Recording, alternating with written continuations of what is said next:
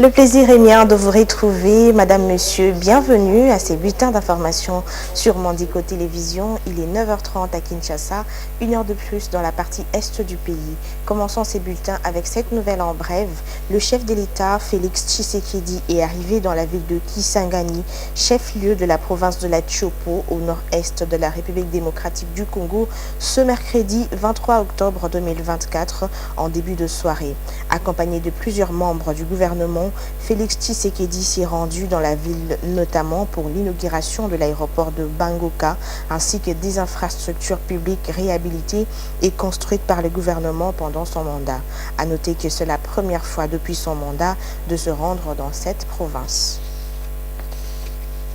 Autre chose à présent, le chef de l'État a reçu le vice-premier ministre en charge de la fonction publique, Jean-Pierre Liaou, venu lui présenter les annuaires alphabétiques et numériques de tous les fonctionnaires de l'État. Jean-Pierre Liaou a affirmé que ces annuaires concernent d'abord les agents et fonctionnaires des services centraux ainsi que ceux des divisions urbaines de Kinshasa. Regardez. Alors, Votre Excellence. Ça va?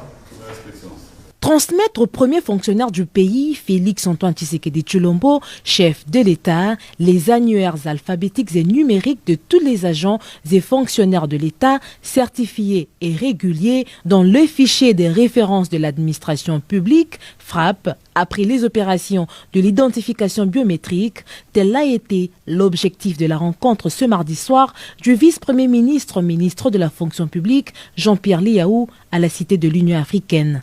J'attendais avoir donc son quitus pour que nous allions, au nom de son Excellence Madame la Première ministre, procéder à la publication donc, des annuaires concernant les agents et fonctionnaires de l'État. Tout ceci va dans le sens de la concrétisation, la matérialisation de la vision de son Excellence Monsieur le Président de la République, de mettre à la disposition de notre pays une administration publique forte, qui soit au rendez-vous du rendement, de l'efficacité et des résultats. À en croire Jean-Pierre Liaou, cette action entre dans le cadre de la maîtrise des effectifs et de la masse salariale qui comporte un triple enjeu, à savoir stratégique, économique et social. Un jeu stratégique parce qu'il nous permet de pouvoir planifier l'avenir, de pouvoir gérer de manière prévisionnelle et programmatique les effectifs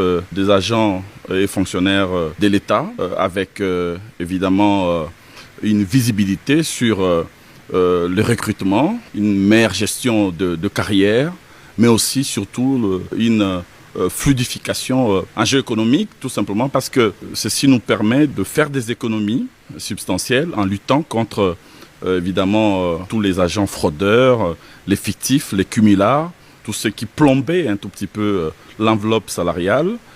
Et avec les économies tirées de ces opérations, on pourrait envisager une meilleure affectation budgétaire dans d'autres secteurs de l'État, notamment la construction de routes, l'accès à l'eau potable, à l'électricité. Dans un futur proche, les résultats de ces opérations seront dévoilés. Clôturant ces bulletins, la République démocratique du Congo a été élue le mercredi 9 octobre 2024 membre du Conseil de droits de l'homme des Nations Unies avec 172 voix sur 190 votants pour le mandat 2025-2027. Jean-Richard Chibanda, commissaire national et coordonnateur de la sous-commission permanente de droits civils et politiques de la Commission nationale de droits de l'homme, s'est dit satisfait de cette élection. Il a cependant appelé les acteurs politiques à plus de responsabilités pour faire entendre la voix de la République démocratique du Congo dans le concert de Nations Unies et organisations internationales.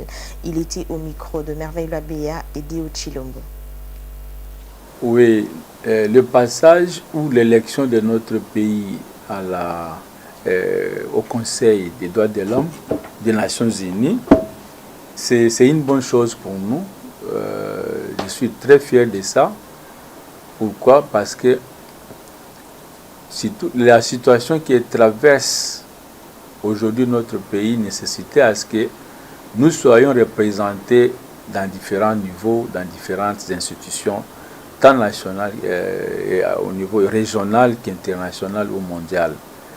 Et ce qui fait que si aujourd'hui nous sommes élus au niveau du Conseil des Nations Unies des droits de l'homme, c'est une très très bonne chose, parce que là où vont se poser les problèmes concernant notre pays en matière de droits humains, au moins notre pays est représenté ou sera représenté. Et nous avons la facilité de faire parvenir même nos informations, tout comme faire aussi nos propositions et nos remarques et tout ça en rapport avec les droits humains.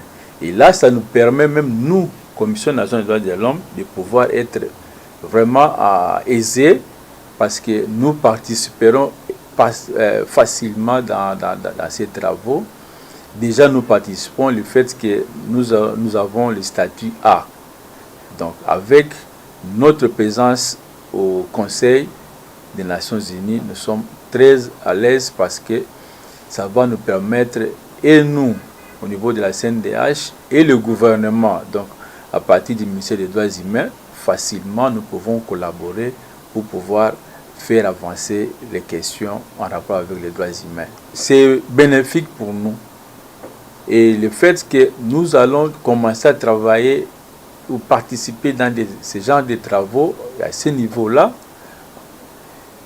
ça va directement influencer le changement qu'on voudrait dans notre pays en matière de droits humains, donc en matière de respect, en matière de protection et promotion des droits humains.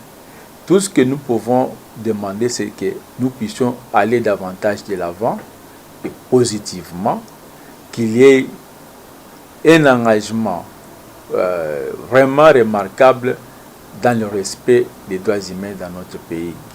Et c'est là dans les chefs des responsables ou des décideurs. Donc, qu'on mette en place cette question et qu'on respecte vraiment, qu'on s'engage dans cette voie. Je pense que cela va aider notre pays à aller de l'avant. Parce que dès qu'il y a le respect des droits, eh bien, le changement sera automatique. C'est cet élément qui met fin à ces bulletins d'information. Madame, Monsieur, merci de votre attention soutenue. Restez branchés sur Mandiko Télévision, une pensée, un écrit.